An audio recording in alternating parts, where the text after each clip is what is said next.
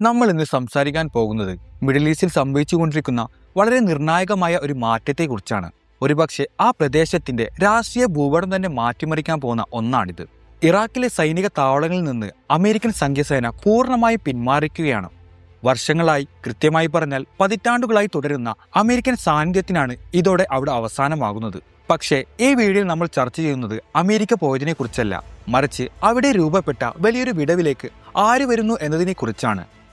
അമേരിക്കയുടെ പിന്മാറ്റം എങ്ങനെയാണ് അവരുടെ ഏറ്റവും വലിയ ശത്രുവായ ഇറാന് ഗുണകരമാകുന്നത്?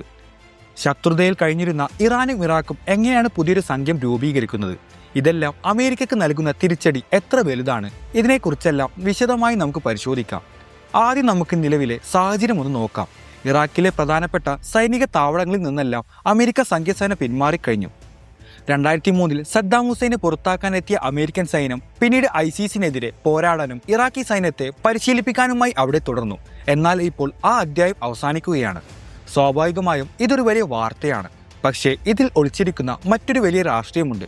അമേരിക്ക ഇറാഖ് വിടുമ്പോൾ അവർ പ്രതീക്ഷിച്ചത് സ്വാതന്ത്ര്യവും ജനാധിപത്യപരമായ ഒരു ഇറാഖിനെയാണ്. എന്നാൽ സംഭവിച്ചത് മറിച്ചാണ്. അമേരിക്കയുടെ സ്വാധീനം കുറഞ്ഞ ആ നിമിഷം തന്നെ ആ വിടവിലേക്ക് മറ്റൊരു ശക്തി കടന്നു വന്നു. അതാണ് ഇറാൻ. ഇവിടെയാണ് കാര്യങ്ങൾ കൂടുതൽ സങ്കീർണമാകുന്നത്. ചരിത്രം അറിയുന്നവർക്ക് ഇതൊരു അത്ഭുതമായി തോന്നും.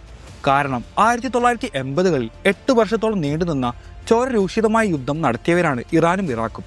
ബന്ധുശത്രുക്കൾ എന്ന് നമ്മൾ വിശേഷിപ്പിച്ചിരുന്ന രണ്ട് രാജ്യങ്ങൾ. എന്നാൽ ഇന്ന് കാറ്റ് മാറി വീശുകയാണ്.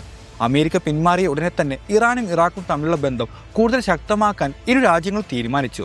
വെറും ഒരു സൗഹൃദമല്ല, മറിച്ച് മേഖലയിലെ സമാധാനത്തിനും സുരക്ഷയ്ക്കും വേണ്ടി പുതിയൊരു സംഘം തന്നെ അവർ രൂപീകരിക്കുകയാണ്. ഇറാഖിന്റെ അതിർത്തികൾക്കുള്ളിൽ ഇറാന്റെ സ്വാധീനം വർദ്ധിക്കുന്നു എന്നത് ചെറിയൊരു കാര്യമല്ല. അമേരിക്ക ഇറാഖിൽ ചെലവഴിച്ച ശതകോടികളുടെയും നഷ്ടപ്പെട്ട സൈനികരുടെയും ഫലം അവസാനം ഇറാന് ഗുണകരമാകുന്ന കാഴ്ചയാണ് നമ്മൾ കാണുന്നത്. ഇത് അമേരിക്കയെ സംബന്ധിച്ചിടത്തോളം വലിയൊരു തിരിച്ചടിയാണ്. ഇതിന് പ്രധാനമായും 3 കാരണങ്ങളുണ്ട്. ഒന്നാമതായി, ഇറാന്റെ എക്കാലത്തെയും ആഗ്രഹമാണ് മിഡിൽ ഈസ്റ്റിലെ തങ്ങളുടെ ആധിപത്യം സ്ഥാപിക്കുക എന്നത്. ഇറാഖിൽ അമേരിക്ക ഉണ്ടായിരുന്നപ്പോൾ അതിനൊരു തടയിടാൻ അവർക്ക് സാധിച്ചിരുന്നില്ല. എന്നാൽ ഇനി ഇതങ്ങനെയല്ല. രണ്ടാമതായി, ഇറാഖിനെ കൂട്ടുപിടിക്കുന്നതോടെ ഇറാനിൽ നിന്ന് തുടങ്ങി ഇറാഖ്, സിറിയ വഴി ലെബനൻ വരെ നീളുന്ന ഒരു സ്വാധീനവലയം സൃഷ്ടിക്കാൻ ഇറാന് സാധിക്കും. മൂന്നാമതായി, അമേരിക്കൻ ഉപരോധങ്ങളിൽ ശ്വാസം മുട്ടുന്ന ഇറാഖുമായുള്ള വ്യാപാര ബന്ധം വലിയൊരു ആശ്വാസമാകും. ചുരുക്കത്തിൽ അമേരിക്ക ഇറാഖിൽ നിന്ന് പിന്മാറിയത് തങ്ങളുടെ ബന്ധശത്രുവായ ഇറാനൊരു റെഡ് കാർപ്പറ്റ് വിരിച്ചുകൊടുത്തത് പോലെയായി. ഇനി എന്താണ് സംഭവിക്കാൻ പോകുന്നത്? വരും ദിവസങ്ങളിൽ ഇത് വലിയ അന്താരാഷ്ട്ര ചർച്ചകൾക്ക് വഴിയൊരുക്കും എന്ന് ഉറപ്പാണ്. ഇസ്രായേലും സൗദി അറേബ്യയും ഈ നീക്കത്തെ വളരെ ആശങ്കയോടെയാണ് നോക്കിക്കാണുന്നത്. അതുപോലെ ഇറാഖിലെ ആഭ്യന്തര രാഷ്ട്രീയത്തിൽ ഇറാന്റെ ഇടപെടൽ കൂടും.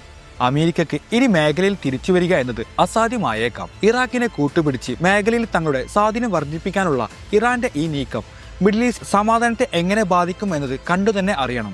സുഹൃത്തുക്കളെ, രാഷ്ട്രീയത്തിൽ സ്ഥിരമായ ശത്രുക്കളോ മിത്രങ്ങളോ ഇല്ല എന്ന് പറയുന്നത് എത്ര ശരിയാണ്? ഇന്നലെ വരെ അമേരിക്കയുടെ സംരക്ഷണത്തിലായിരുന്ന ഇറാഖ് ഇന്ന് ഇറാന്റെ കൈപിടിക്കുന്നു. നിങ്ങൾക്ക് എന്തു തോന്നുന്നു? അമേരിക്കയുടെ പിന്മാറ്റം ശരിയായ തീരുമാനമായിരുന്നോ? അതോ ഇത് മിഡിൽ ഈസ്റ്റിനെ കൂടുതൽ അശാന്തിയിലേക്ക് തള്ളിവിടുമോ? നിങ്ങളുടെ അഭിപ്രായങ്ങൾ താഴെ കമന്റ് ചെയ്യുക.